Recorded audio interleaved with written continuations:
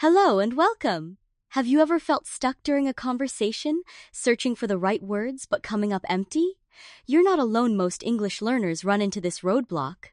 Let me tell you a story. I once spent weeks memorizing vocabulary lists, but still froze when ordering coffee. Why? Because I was missing the real building blocks of natural speech everyday phrases. Now, you might be thinking, isn't vocabulary the key to fluency? Actually, research in linguistics shows that native speakers rely on a core set of expressions called collocations to keep conversations flowing. Think about it when you learned your first language. Did you start with grammar rules? No, you listened, repeated, and used real-life phrases. That's the shortcut to sounding natural. So today, I'll break down 10 phrases I use every day, show you how they fit into conversations, and give you strategies to practice them until they roll off your tongue. Let's kick off with "How's it going?" a phrase you'll hear dozens of times a day in English-speaking countries. Here's the setup. You walk into work, see a colleague, and instead of a stiff "How are you?" you say, "How's it going?" Instantly, you sound more relaxed and in tune with native style. Now, the conflict. Many learners stick to textbook greetings, which can sound robotic, but in real conversations, phrases like, "How's it going?" act like social glue. They make interactions feel effortless. Imagine this mini dialogue. "Hey Mark, how's it going?" "Not bad, just tired from work. You?" See how fluid that feels? Resolution. Practice this by role-playing with a friend or even in front of your mirror. Over time, it'll become your go-to greeting, replacing awkward pauses with genuine connection. Next up, "I'll get back to you." This phrase is a lifesaver in both work and daily life. Imagine your boss asks, "Can you confirm the deadline?" Instead of panicking, you say, "I'll get back to you." That's confidence, plus it signals you're responsible. Here's where technical terms come in. In communication theory, this is called a deferral strategy. You're postponing your answer while maintaining control of the conversation. You might wonder, won't I sound indecisive? Not at all. Native speakers use this phrase to buy time and avoid misinformation. Try it in your next email or text. Instead of saying, "I don't know," say, "I'll get back to you soon." That subtle shift boosts your professionalism instantly. Let's talk about "I'm just kidding." Humor is a tricky area for English learners, but this phrase is your safety net. Set up. You make a joke. "Of course I ate all the cookies. I was starving." But your friend looks shocked. Conflict. What if they take you seriously? Resolution. You follow up with "I'm just kidding." Instantly, the tension's gone. This is what's called a pragmatic marqueur, a phrase that clarifies your intention. Now, you might be thinking, isn't humor risky in a new language? Absolutely, but using "I'm just kidding" lets you experiment without fear of misunderstanding. To practice, try telling a light-hearted story in English and cap it off with "I'm just kidding." The more you play with humor, the more natural you'll sound. It's up to you. Simple, right? But incredibly powerful in making conversations collaborative rather than one-sided. Imagine a friend asks, "Where should we eat?" Instead of stressing to choose, you say, "It's up to you." Instantly, you transfer agency. The technical term is delegation of choice. The conflict. Many learners default to "I don't know," which can stall a discussion, but "it's up to you" sounds flexible and inviting. Try this. Next time you're making weekend plans, let someone else decide.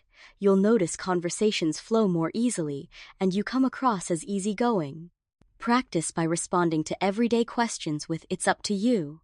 The more you use it, the more comfortable you'll become with casual decision-making. Let's dive into "I see what you mean." This phrase signals you're truly listening, what linguists call empathetic feedback. Setup. A friend says, "Online learning is more effective than traditional classrooms." Instead of nodding silently, you reply, "Yeah, I see what you mean. It's more flexible."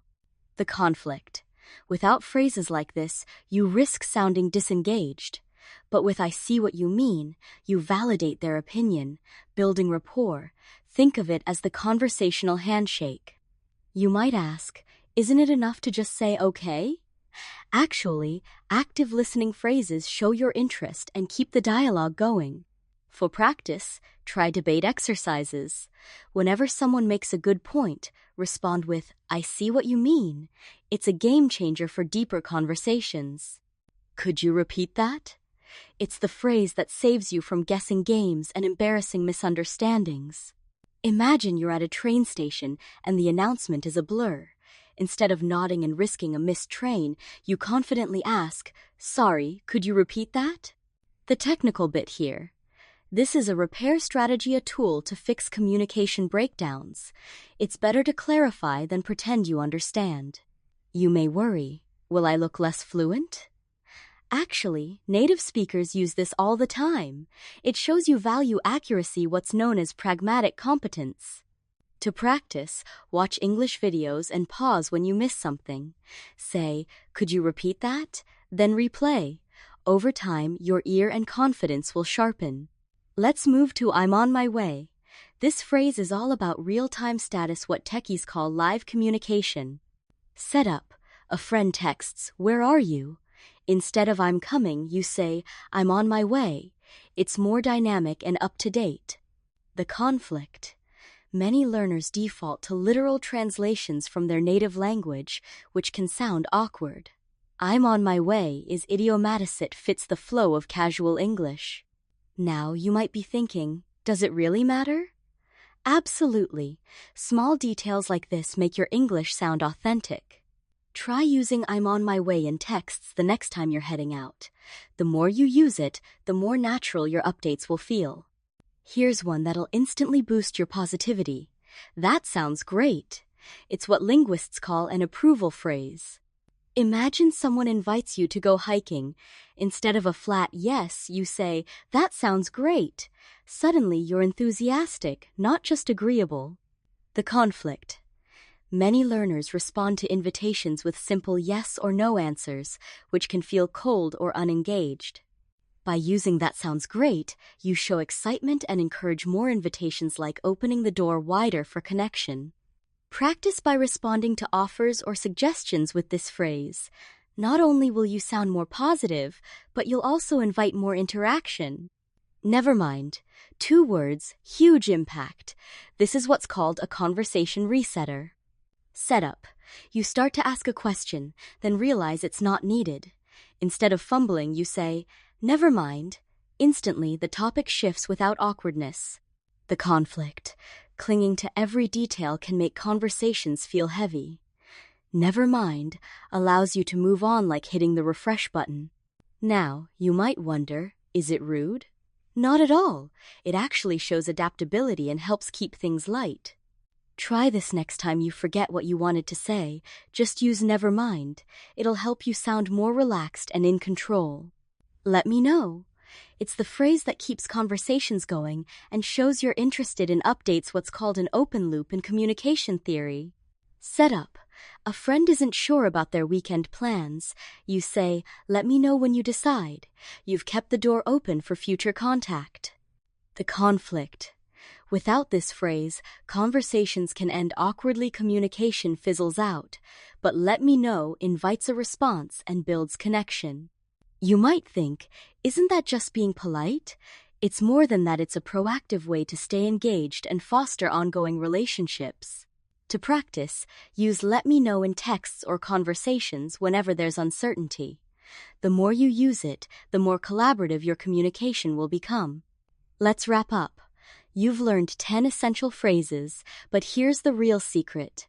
Progress comes from practice, not perfection. Setup. Maybe you feel nervous about making mistakes. The conflict. If you wait for perfect grammar, you'll never speak up. But using these common phrases gets you speaking faster and sounding more natural. Here's a challenge. Pick 3 phrases from today's list and use them in real conversations, text, voice note, or in person. Notice how much smoother your interactions become. Now you might be thinking, which one do I start with? My advice, choose the ones you're most likely to use today. Maybe, how's it going? Or, let me know. Let me know which phrase is your favorite and how you plan to use it. The more you practice, the faster these expressions will become part of your natural speech. Thanks for listening, Blast Off, to Better English.